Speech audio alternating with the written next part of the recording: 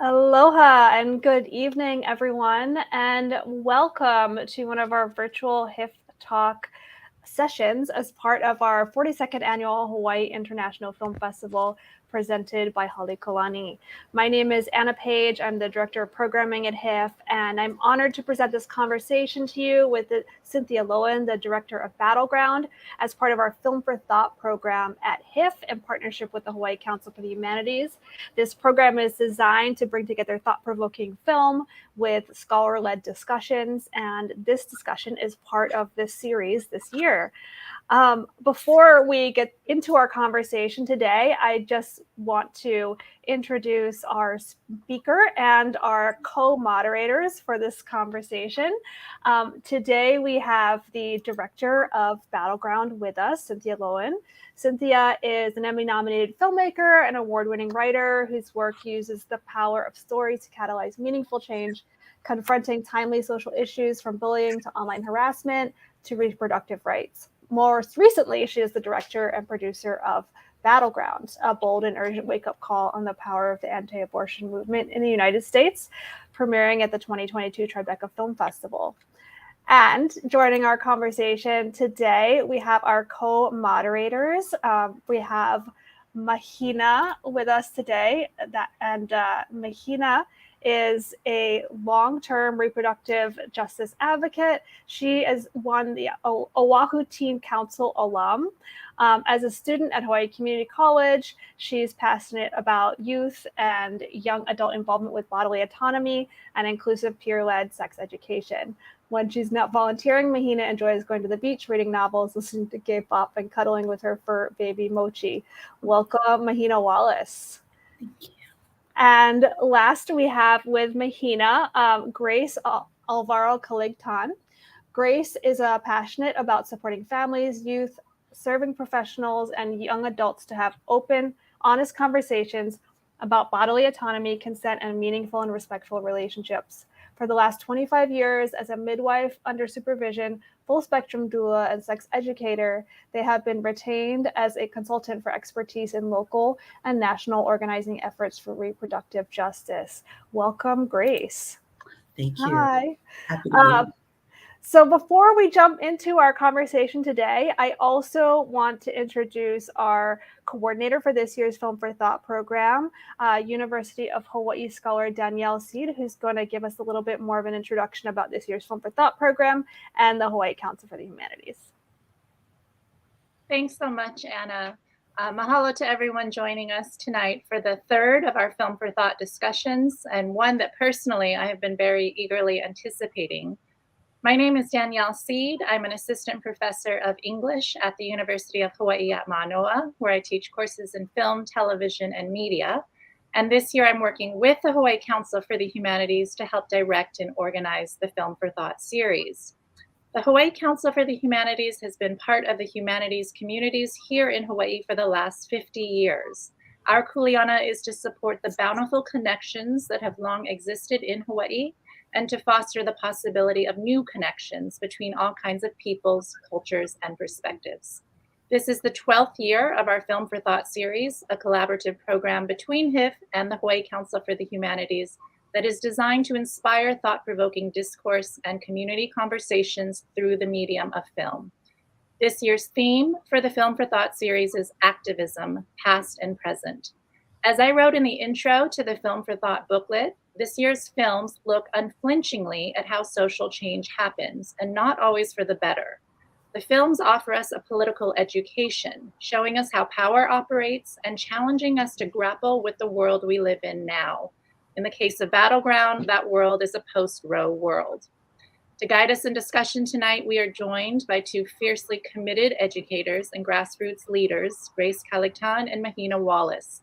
Together, they epitomize the intergenerational activism needed, as Grace puts it, to safeguard bodily autonomy, dignity, and human rights.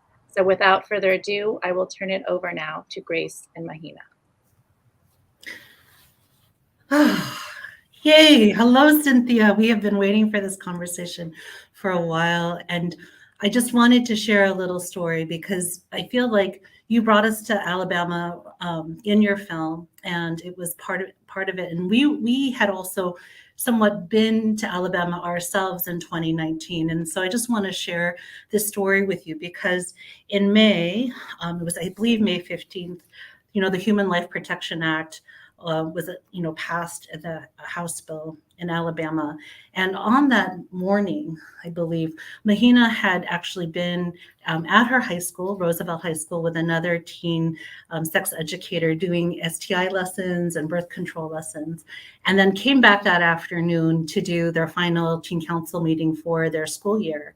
But then the Alabama abortion ban, that news had started to spread, and people were starting to actually gather around Planned Parenthood, mostly folks who were really upset about what they saw, because specifically the way that the law was written, it would criminalize medical healthcare professionals. And Mahina's mother, who is a healthcare professional here, was at Planned Parenthood. It was very personally upsetting.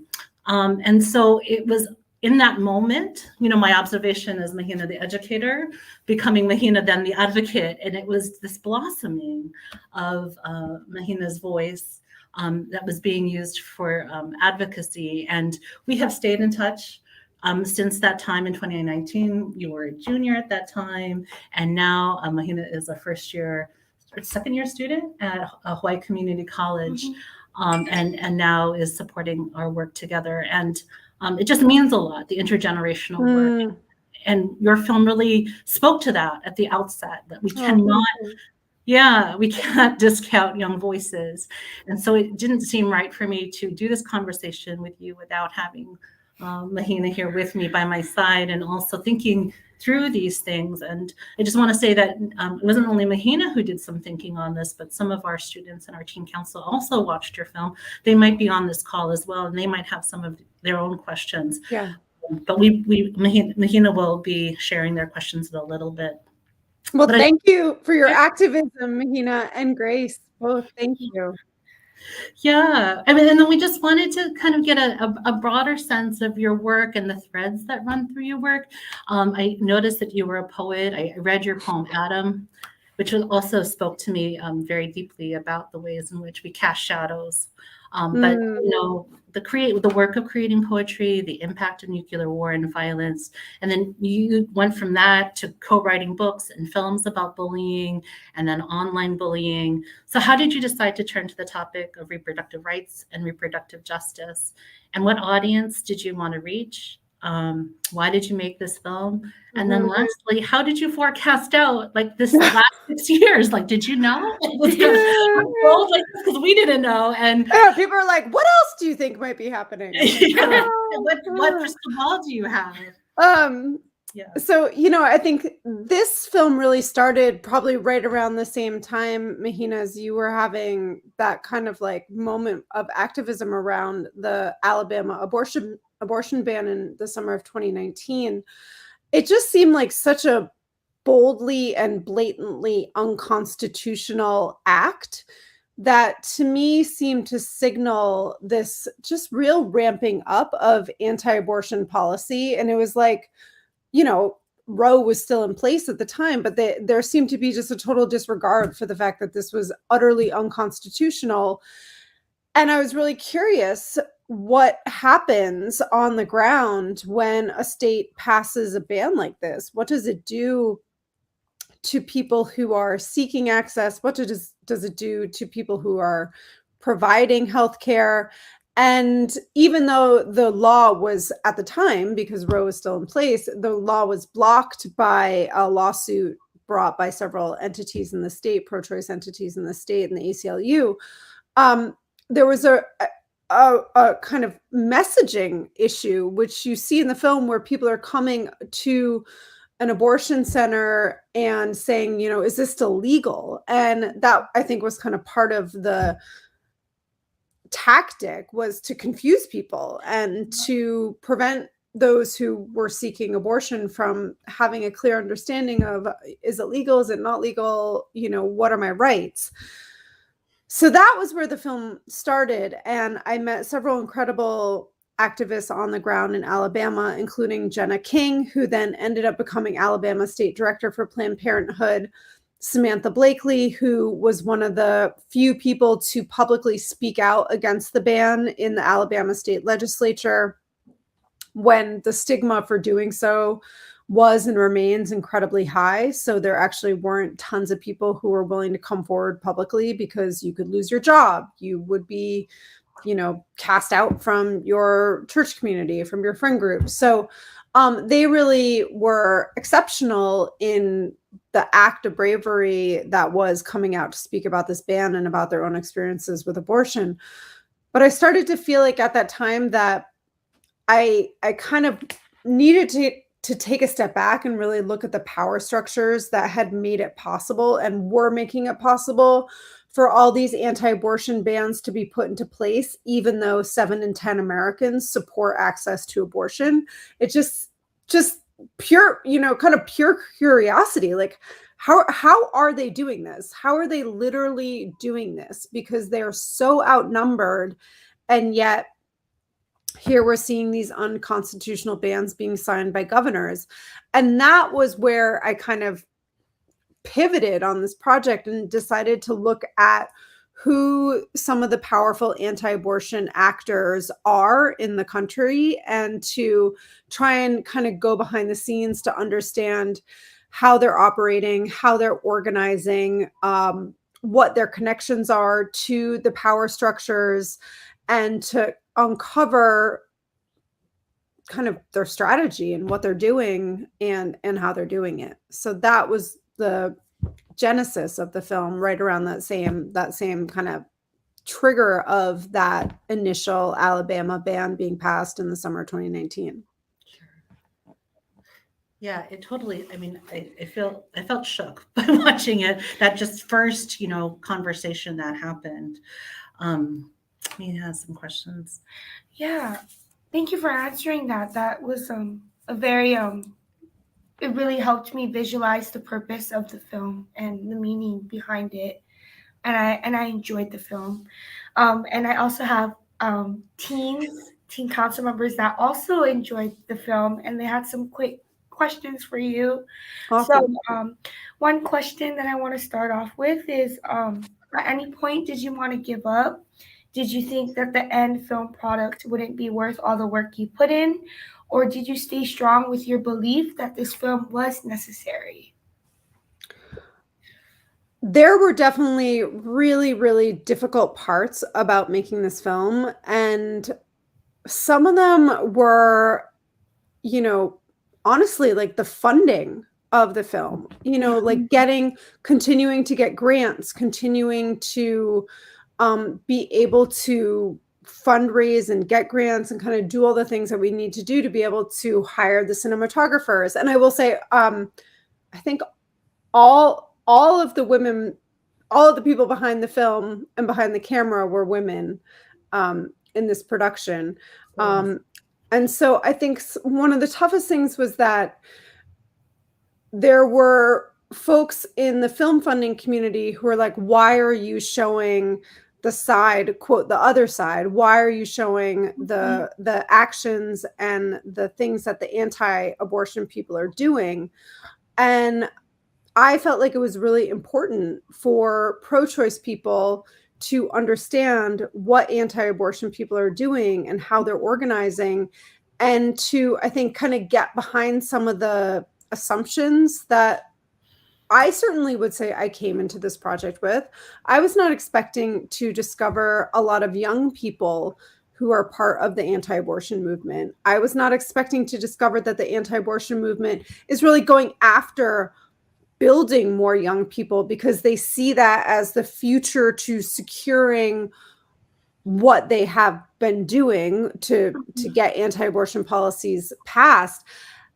One of the women in the film, who is an anti-abortion individual, who's the leader of an organization called the Susan B. Anthony List, she has a book on her desk called Know Thine Enemy, A History of the Left. And so I saw The Rules for Radicals. Yeah, exactly. So, the anti-abortion movement is looking very closely at what the pro-choice movement is doing, and they're also looking very closely at what left-leaning social justice movements are doing, and they are then misappropriating social justice movements. They're misappropriating the feminist movement. They're misappropriating racial justice movements in order to, I think, appeal to a younger people, and in an effort to kind of mainstream the movement in a way that kind of hides the fact that they really are in the minority of positions and views of what most Americans want, and the way that most Americans are hoping that their lawmakers will vote. Yeah. No, that's the perfect way to answer that question, because the next question that I had for you is that some students and I noticed while watching the film that pro-life people use some of the same arguments that pro-choice people would use, like being pro-woman. And how did you feel about those words that were used in different contexts, and how, like, are those two words, pro-woman, can mean different things in different scenarios? You know, how we just talked about how they kind of took advantage of those words and fit it to their agenda. Yeah, I mean, from my point of view, I will say I am a pro-choice person. 100,000% I'm a pro-choice person. And one of the things, and yet the perspective of the film is very neutral. And in the process of making the film, I felt like it was important for the film itself to just lay the facts out kind of as they are, as we saw them. The anti-abortion individuals in the film, their positions are respected. They're treated respectfully, and it's really up for audiences, I think, to make up their mind about how to process and what they think about what they're seeing on screen, and how they may disagree with what they're seeing on screen. But the film doesn't make fun of the anti-abortion people. It doesn't have kind of gotcha moments, because I did not think it did a service to belittle them or to treat them as something other than, a force that is very prominent in American policy and politics and culture. And of course, many individuals have come to the beliefs that they hold through complicated, their own personal beliefs, their family beliefs, their religious beliefs, whatever it is their experiences have brought them to. However, I absolutely do not think that a movement that is taking away healthcare options or women's autonomy to make choices about their pregnancies, about their health care, that is not pro-woman, that is not feminist, and it is, a gross misrepresentation and misappropriation of the feminist movement to suggest that depriving women of autonomy over their healthcare choices and over choices around their bodies and pregnancy, that's not feminist from my point of view.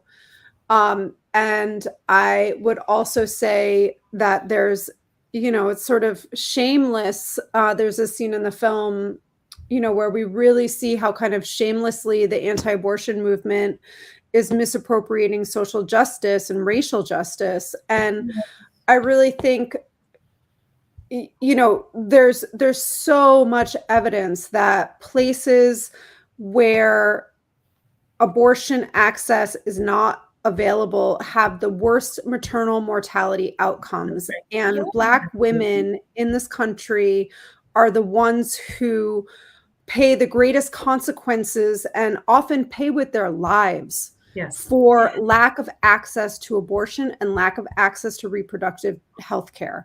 And so it's really, I think, grotesque for this movement to try to put on the mantle of racial justice when I think lots of folks feel that the anti-abortion movement is actually targeting people of color, and that their policies target people of color. And yet there's kind of a shamelessness in in some of the propaganda. And again, I think, it's trying to sort of hide the fact that their policies do disproportionately negatively impact people of color. I think that there's a attempt to position the anti-abortion movement again within more mainstream social justice movements. And you hear from some of the young people themselves that they think they are part of something that is doing the right thing. Yes. And that to me is hard to hear, when it feels like there's some information that's missing, or the consequences of these things are not things that they're necessarily aware of. And again, I think that's part of the misinformation, and part of kind of misappropriating in order to appeal to younger people to join the movement. Yeah, I'm glad that you brought that up, because that was basically the roots of that question. Is we noticed those things taking place in the film, and the teens, they really wanted to know, like, it's at first it's like shocking when those terms can have a different vocabulary and a different context and a different meaning. So thank you for answering that. As we go into the next question, the teens and I, we noticed that, you're spending a lot of time listening to many angles of the issue, and that side obviously had a very clear objective. And as you said in the last question, you wanted to make sure that you were being really fair and neutral with what you're representing. Were there any of the arguments that you found convincing enough for you to rethink your own opinions?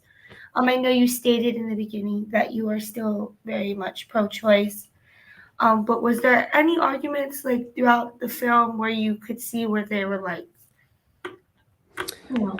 valid, or there was never anything that came up that I felt like would make me change my mind or change my position. I think the process gave me greater empathy and understanding for how people have arrived at a different position, and how people have different beliefs than I do about when life begins, or have different beliefs than I do about when the rights of a fetus in any way would compete with the rights and autonomy of a pregnant person.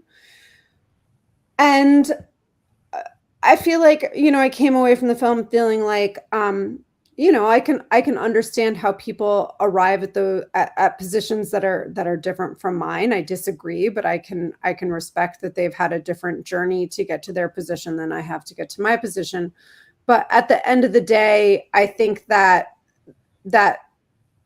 you can't legislate other people's rights and freedoms and healthcare, and you cannot make decisions for other people on these critical choices based on your own beliefs. I think a lot of people come to their beliefs about abortion from a faith perspective or from a religious perspective, and that's fine. People in this country come to their beliefs about things from many different perspectives, faith being one of them. And yet we live in a democracy where we expect that the rights and the beliefs of the majority to be reflected in our law. And we expect that our policymakers will make policies and decisions that protect the well-being, the healthcare, the freedoms, and the autonomy of their constituents. And so what I see has happened with this issue in American politics, which was one of the reasons why I want to make the film, was just like, how is this happening? How is this minority of anti-abortion individuals being so effective at getting their beliefs put into law? Is, I think, a very cynical relationship between anti-abortion lawmakers and anti-abortion constituents. I think that they have something that this may have changed in this past election, but something that I learned in making the film was that evangelicals represent 40% of voters, not 40% of the population, but 40% of voters. Mm-hmm. And what has happened is that these voters have really been compelled to be single issue voters on the issue of abortion. Yeah. And they have made a relationship kind of, as the first line in the film is, I made a deal with the devil for political power. And I think that's really what you see, this relationship between, it's largely Republican lawmakers and anti-abortion single issue voters, is that there's just enough of them to be a meaningful voter bloc. And anti-abortion lawmakers have been courting these voters, even though they do not represent the majority of their constituents.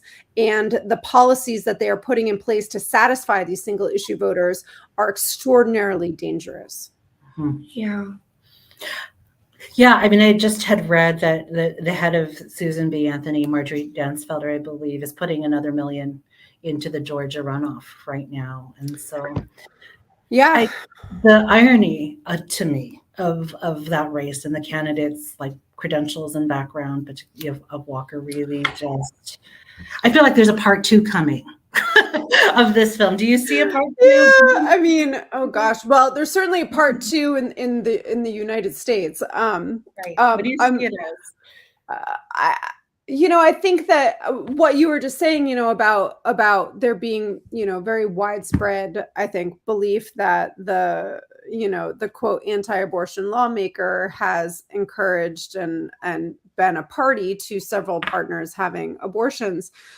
In a way, it was sort of a similar thing with Trump. Everybody knew that Trump was not a Christian, not a Christian in the sort of conservative Christian sense, that he didn't have a great moral compass, that, like all these things. And in a way, I feel like when I would talk to them about that, like, how can you vote for this guy? Like he's clearly like, right, morally bankrupt and all these things. They were like, don't be so naive. Like, we know that, but he's going to advance our agenda. Like, that's how politics works. Like we're not, I think what did they say? There was a line in, actually, I think, I can't remember if it was in the tape that we accessed for the film that was kind of a secretly recorded conversation, or if it was something that was in the public. But anyway, it was like, I'm not electing him to be, my children's Sunday school teacher.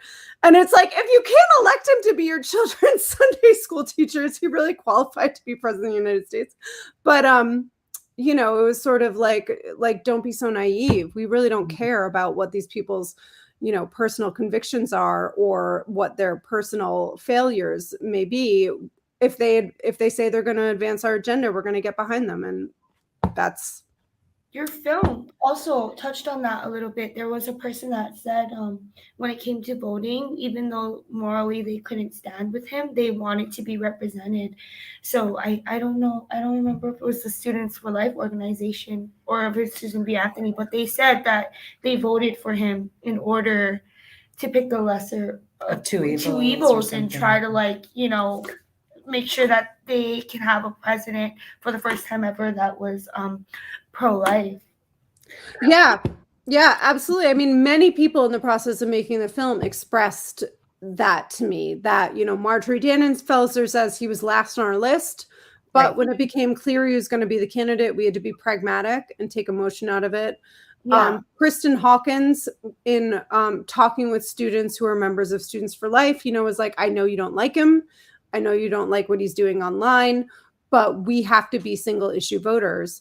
And I think that was one of the really interesting things about making the film and getting a bit more of a window into the strategy of the anti-abortion movement was really how kind of focused they were. And then you have, a person like Teresa Bukanovic who says that she's a Democrat. And she was confusing to many of us when we first watched. We could not figure it out. Yeah, who's kind of like a real outlier in again what a lot of folks might expect as anti-abortion people. But one of the questions that was put to her was, how do you square the values that you claim to have about all these other things? You are in favor of, sex education and, various other, various other progressive issues. And you're constantly dealing with people who are very much on the opposite side of things as you are on these things. And she says, well, when it comes down to it, the biggest issue for me is the issue of abortion. I'm going to vote along anti-abortion lines, even for policymakers that are going to enact policies that I disagree with on all these other issues, such as Amy Coney Barrett. She really wanted this person to be confirmed, and yet knowing that she's going to not pass progressive legislation on any number of other things. But I think it was eye-opening to see the kind of focus. Yes. And I think that there is something to be learned from that level of focus. That's right. And participation. The other thing that I felt like I really saw in the anti-abortion movement, and again, I think this is represented by the fact that 40% of voters up until this election were evangelical voters, was that they are coming out for elections, local elections, midterm elections. That's how they got the Senate to begin with. That's how, they've been very kind of doggedly going to out to vote for kind of like everything. And now you see these school board takeovers by people who are on the far right. And I think that's kind of all part and parcel of a strategy to kind of come out for every election, and really no election is kind of, I would say, like I was joking, like no bake sale is too small for the anti-abortion movement to come out and kind of like, pitch their cause. And I think that we're seeing now a real necessity for pro-choice people to be have to be super engaged to confront this. It took, this election, this midterm election was historic, and yet it took a catastrophe like Roe being overturned and a catastrophe like our democracy nearly being overturned for people who don't want to see those things happen to really finally get out and vote in numbers that are starting to shift the needle. But you still see it's close. It's really, really, really close. And I think, folks who are on the other side, pro-choice people, people who want to protect our rights and hopefully expand our rights, really need to be so active in getting out there. Yeah, that's perfect. It kind of ties into my next question. And I'm here today to at least not only represent the Youth and Teen Council, but just young adults everywhere, because I feel like your film is so impactful to young adults. And my question was, how can we support even more conversations in getting this film out there with more young adults and Gen Z folks, especially because they showed up when it came to the midterms. And like you said, with the overthrow of Roe, it took that to encourage, voters to come out and stand up for this unconstitutional situation. So it's just like, how can we encourage more conversations with young adults? And I feel like a lot of the teens were just curious about how, maybe going back to the part 2 question, is like, how can we get pro-choice young adults represented in some terms? Because there's a lot of us, who are very passionate about this. And I have a lot of college classmates who would love to watch your film. Oh, that's great to hear. Well, bring this school to your campus, and we would really, I want to encourage, for anyone out there who is watching this, who is interested in bringing the school to your community. We have our educational distributor. The film is available to universities. It's available to campuses. It's available to any community organization that wants to host a screening. So if you go to our website, which is battlegroundfilm.org, you will see on there that there's a sign up that says host a screening. If you fill out that form, it will go to our educational distributor and they will respond to you with information about how to host a screening on your campus or with your organization.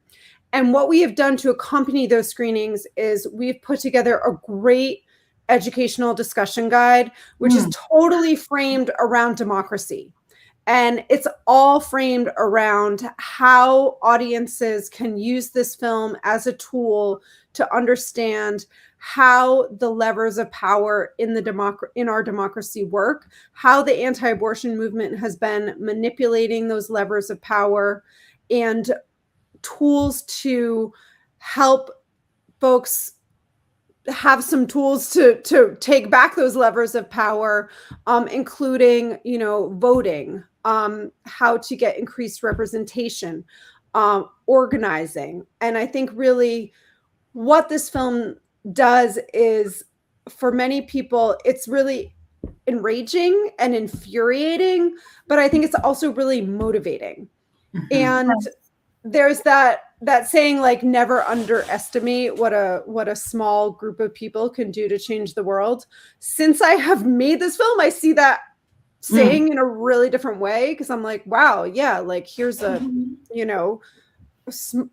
relatively small group of people. They're not in the minority of what most Americans want, and yet here they are. They've overturned Roe. And on the flip side, the numbers and the power are in the hands of the majority of Americans, and especially the majority of young people who want to maintain and really now rebuild and expand these rights.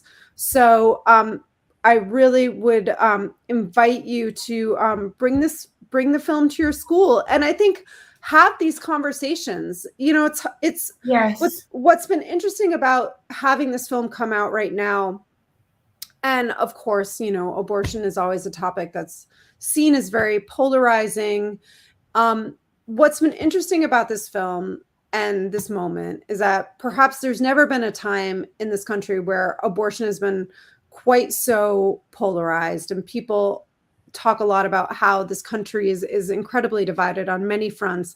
And yet we've had the most kind of constructive, respectful conversations around screenings of this film with people who are coming from totally different perspectives on this, and yet have been able to engage in dialogue about where they're coming from, how they've arrived at their position, and have had conversations that I think have been rare up to this point, but that are really important.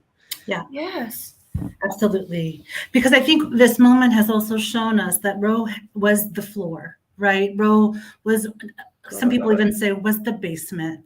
Yeah. And there were far many other people who were left out, who already didn't have the rights, didn't have access to health care, didn't have their Medicaid expanded, didn't have access to good childcare, all the things, right, that a reproductive justice lens understands that we need when we want to raise our families. And so I hope that, that impetus to try to say that, crisis pregnancy centers can meet the need, I hope that lens can be pushed to be like, no, we need something much more comprehensive. Yeah.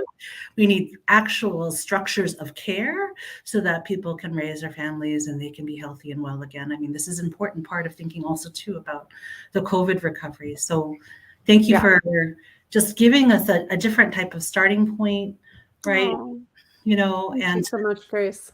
Yeah, allowing us to deeply more think about this in really like critical ways. So I think we have a little bit of time just to allow space for people at home to ask questions. So we want to create that space in the last 20 minutes. So I'm imagining that question would just pop up on the screen if they come up.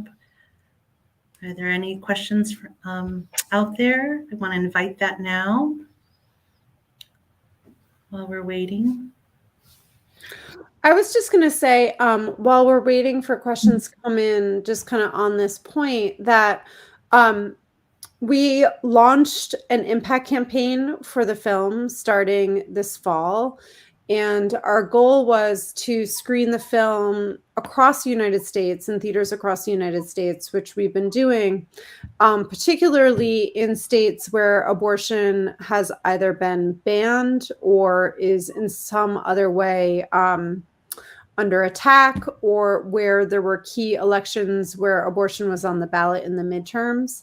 And we've been presenting those screenings and we've had participation from all of the major pro-choice organizations, from Planned Parenthood of America, Planned Parenthood of many, many different states and regions, the ACLU of 3 different states, NARAL, Center for Reproductive Rights, We Testify, Abortion Access Front, the National Advocates for Pregnant Women. So we've been able to, even though this film is looking at what the anti-abortion movement is doing, we have had such incredible partnership from pro-choice leaders and organizers and organizations who see why it's important for pro-choice people to understand what they're up against, to understand who the opposition is, how they're doing their work, who they're targeting. Young people,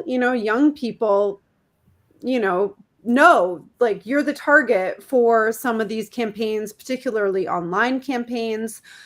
And it's been incredible to kind of have that response. At the same time, the individuals in the film really feel like their point of view and their actions have been very accurately and respectfully presented. So I actually am glad that you brought that up because I think one of the things you mentioned earlier, like, you were not trying to do a gotcha and trying to correct with facts or correct with, like, the science and data. Was there a purposeful point to that? Do you regret that? Do you wish, or is there actually correction of some of that misinformation in the guide? Yeah. I mean, we were certainly very careful in the editorial process, not to include things that were propaganda that either wasn't kind of obviously not true. Like, for example, Kristen says we're going to adopt all the babies and help all the children. I think no matter what side you're on, like, I think audiences are like, no, you're not. Like, that's not going to happen. Right. We took out things where a fetal model, the weeks quoted for the age of a fetal model that was portrayed were inaccurate. We took that out. Things that were just not factual presented as fact in a way when it wasn't obviously a subjective thing were taken out. And then where we let something go, we then had individuals challenge other people from the other perspective, challenge it. So, for example, following a scene where you see the Black Lives Matter movement misappropriated by the anti-abortion movement, Alexis McGill Johnson, who is the president of Planned Parenthood Federation of America, speaks about the ways in which Black women and women of color and people of color have been disproportionately targeted by the anti-abortion movement and by other racist structures that have deprived people of color of agency and autonomy over their own bodies. So that's an example of where we had an individual counter a claim that was untrue, as opposed to having a stat come up on screen or something like that. We also had individuals who, again, for example, the individuals who had testified against the Alabama abortion ban, pro-choice individuals who laid out the stakes for what it means when a state passes an abortion ban and that it puts women's lives at risk in many different ways. And so that was how I think we handled responding to information that was not correct or that needed kind of like an important correction or counterbalance. Yeah. Since we're not getting any questions, I just thought of one. It's crazy, and I think you touched on it a bit earlier, how abortion became a political issue. Grace and I have had conversations where indigenous cultures, it was never shamed upon if you needed to get those. And I think being here from Hawaii and being a native Hawaiian woman myself, it's crazy how it turned into a political advantage. And I feel like what you said earlier, it's like about that single-handed vote, like, you know, that belief where they're like, if we put this person in office, we get, you know, we get support in our pro-life stance. And I just was wondering your thoughts on that, because for me, I personally believe I'm pro-choice, and I do believe that abortion falls under healthcare. And I feel like a lot of people don't see that. It's like abortion is a healthcare service, and access to healthcare is a human right. And when you used the word unconstitutional earlier, I really liked that.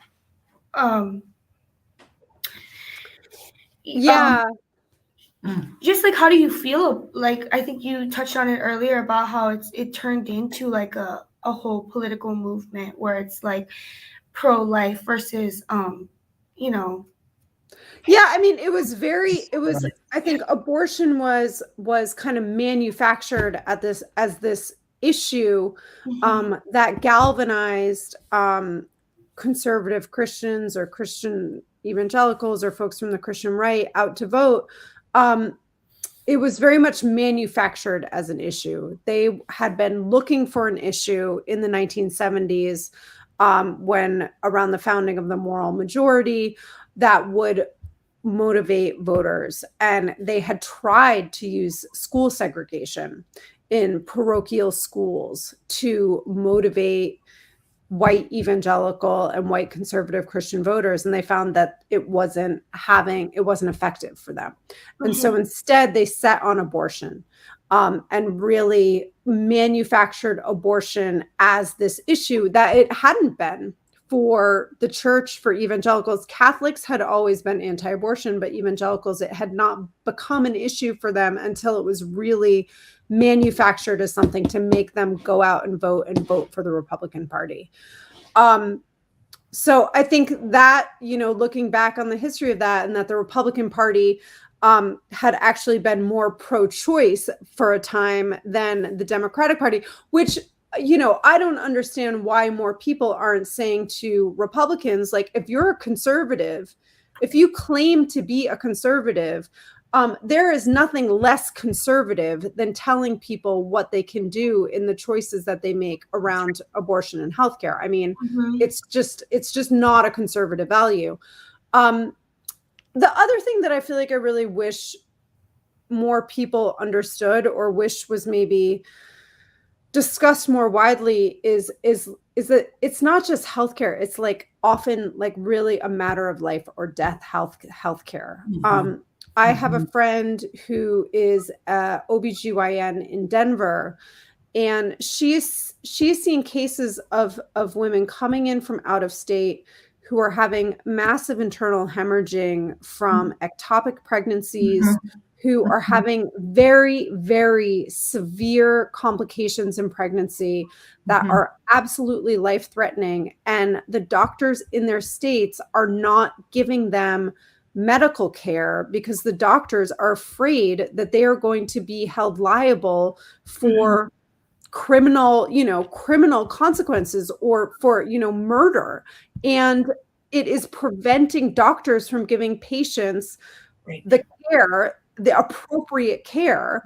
And it is forcing patients who are extremely sick to travel crazy distances and find a doctor. I mean, I don't even imagine if you needed to go to the emergency room and then needed to figure out how to go to the emergency room in 5 states over and get into it's just or have the hospitals consult their lawyers before they could do something. I'm like, gosh, how are people even getting here in these states of real crisis to get treatment? And then, a friend of mine has a friend of a friend had a terrible complication in a pregnancy.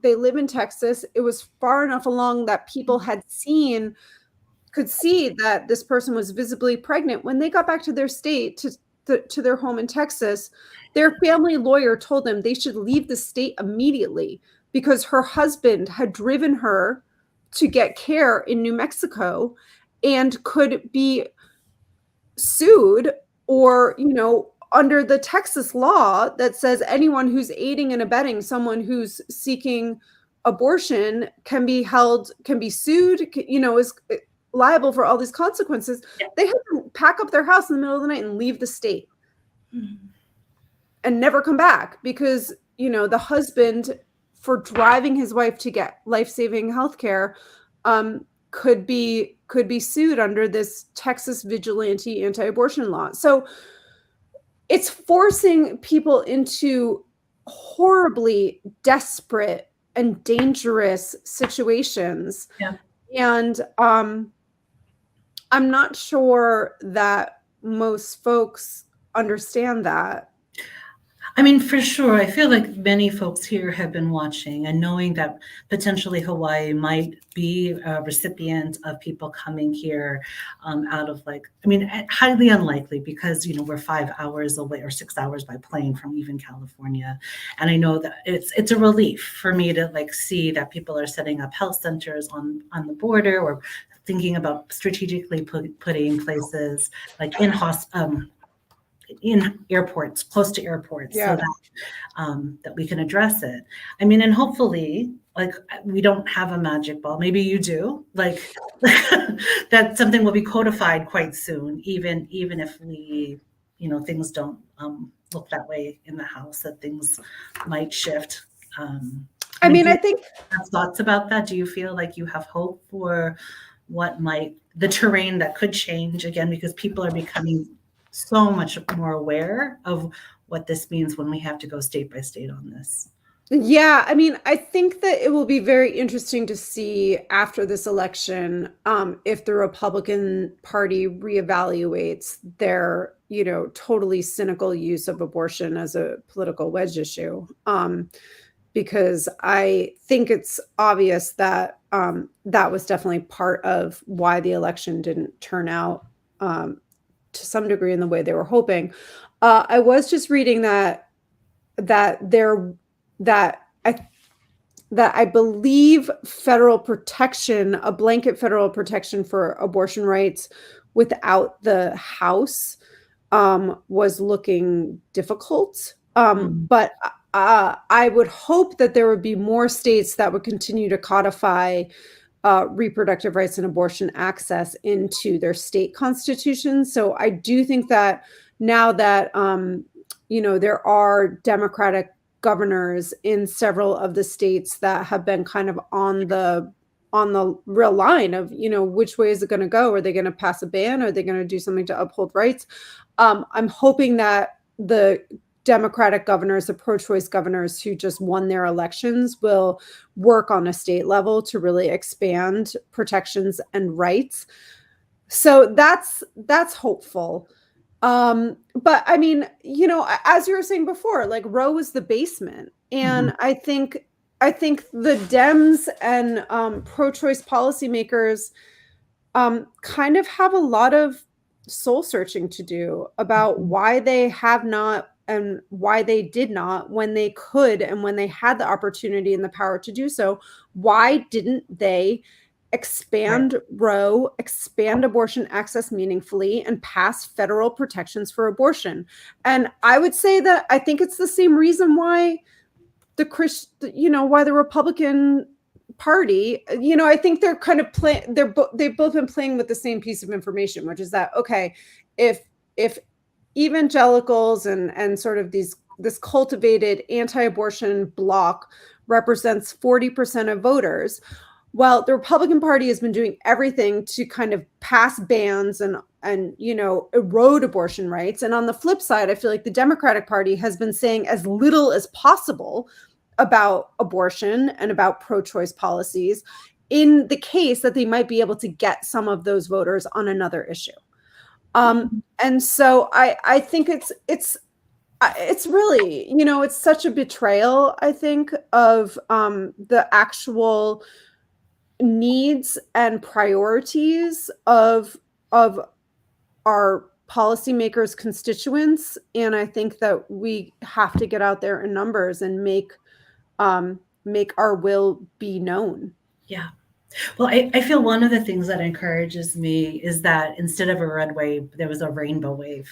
And I'm just in this final kind of question, I'm just wondering how you see the attack on abortion rights intersecting with the attack on LGBT rights, specifically trans rights, because there's also another potential wedge, another issue that we will continue to also see in the culture, not just the culture wars, but how that then will manifest in elections. So again, forecasting out, what are your thoughts on that?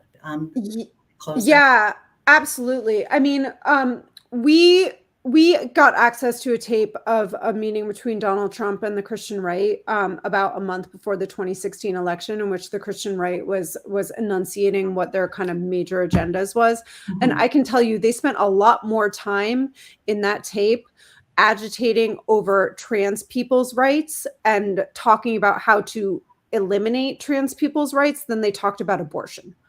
I absolutely think that this is the next kind of place where attacks on bodily autonomy are going. And that we have seen a lot of overlap in the states that are passing abortion bans, severe anti-abortion bans with criminal policies. They're then taking the abortion ban playbook, and they are applying it to the rights of trans people and the rights of trans people's caregivers and loved ones and families. So I think that these struggles are totally, deeply intertwined and interconnected. And I think that if we want to understand what the tactics may be that they continue to employ around trans rights, to look at what they have done around abortion rights and eroding people's ability to make choices around their own bodies, and that's where the fight is going. That's where it remains. And I think that some of the work to be done is to really educate pro-choice people and people who are fighting for reproductive justice and abortion access to see trans rights as integrally linked to that struggle. Absolutely. Absolutely. Thank you for saying that, Cynthia. Just unequivocally, that's so important. It's important to us on the ground as well here in terms of how we talk about sex education as well. And I can see that already, things are stirring. And so I'm watching and I'm thinking about this very thoughtfully in very personal ways. And so because you did an earlier film on bullying, do you feel like you see now, not exactly a part 2, but another layer of this? What's your next project and what should we be looking for? I'm very early in the next project, and it's one that's very close to my heart. So I'm not quite ready to talk about it. But I'm also working on, that's the documentary project, which actually is about young people, which I'm very excited about. So it's been so fun to be filming with young people again, and really, really inspiring young people. So that's percolating. And then I have some scripted projects, including about women physicists. So so exciting. So yeah. Well, we do this thing at Teen Council. It's a Filipino tradition as well as a labor tradition. In the labor tradition, it's called a unity clap. In the Filipino tradition, it's called isang bagsak, which means one more falls. And I definitely just want to say, we speak to that in this idea of our consciousness being opened up, that misinformation, it falls away when we do this final clap. And so, Cynthia, we just want to invite you into this ritual. I'll just count to 3, and then we'll clap, and then we'll close it out here. So 1, 2, 3, isang bagsak. And back to you, Anna. Thank you, Grace. Thank you, Mahina, so much. Thank you so much. I echo Cynthia. Thank you so much, Grace and Mahina, for moderating this conversation. And thank you, Cynthia, for such a wonderful conversation this evening. I feel inspired to get involved in a deeper way. So I hope that everyone who is watching also feels that way tonight. I just want to, besides extending a special mahalo to all three of you, I just want to extend another mahalo to Hawaii Council for the Humanities, to Danielle Seed for organizing our Film for Thought scholar-led program this year. And I want to remind everybody that you can actually watch Battleground online right now on HIF.org. It's available to watch on demand until the 27th. So go to HIF.org and grab a ticket and watch Battleground. And for any students that are watching at home in Hawaii, you can watch completely for free if you're a student. Just email tickets@hif.org from a .edu address, and we will get you a free ticket to watch the film. So thank you all again so much, and we look forward to, we have 2 more discussions this week, one on Friday and one on Saturday. So please stick around and join us. And again, thank you, Cynthia, Mahina, and Grace. Thank you. Thanks so much, everyone. Thank you.